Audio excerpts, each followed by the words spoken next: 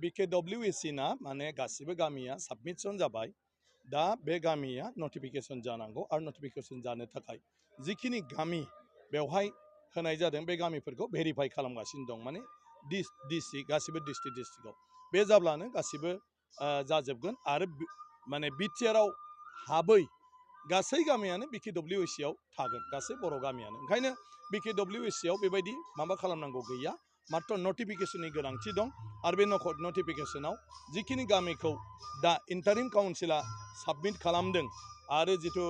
मा होनो UBPOआ साबमिट खालामदों बेखौ गभर्नमेन्टआ दा माने गासिबो डिसि माबायाव नायनो थाखाय हरदों आरो बे क्लियार जानानै फैयोब्लानो नटिफिकेशन जागोन माब्ला फोसावजानायनि मिजिं दङ बबेयो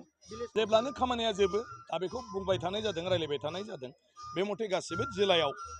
इन्सट्राक्सनखौ हरबाय आरो बे जिल्लाफ्रा गासिबखौबो दा भेरिफाइ खालामनानै सहैजोबब्लानो बे नटिफिकेशना जागोन उन्दै बैसोआव हाबा जानाय सिकिन्थि सुबुंफ्रा जेब्लाबो बयखौबो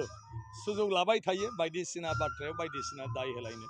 नाथाय सरकारा सरकार आरो सरकारा सरकार हिसाबै माखासे जि आयेन खान्थिफोर दं बेफोरखौ बाहायनो गोनां जायो आरो दा जिथु उन्दै बैसोआव हाबा जानाय बाल्य बिबाह बेनि बेलायाव सरकारा मोनसे गोख्रों हाबाफारि लादों आरो खुनु मथे माने उन्दै बैसोआव हाबा जानो नाङा आरो ओंखायनो जायफ्रा उन्दै बैसोआव हाबा जादों बिसोरखौ आयेनखौ सिफायनायनि मुङै दा माखासे जि माने राहा लामा लादों एक्सन एरेस्ट खालामदों बे जाथायफ्रा दा बेफोरो जागासिनो दं आरो बेखौ लानानैनो बयनिफ्रायबो माबा माबि माने भिउफ्रा ओंखारदों गतिके माबा मोनसे मावोब्ला माबा मोनसे रिएक्सन बियो ओंखारो नाथाय बियो मोनसे आयेन दंखायो बे आयेन भंग खालामनायनि मुङाव बे हाबाफारिखौ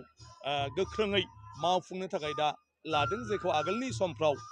माने बेबायदि गोख्रोङै लाबोनाय जायाखैमोन ओंखायनो आं सानो बे बेलायाव जायहा जि बिनि सायाव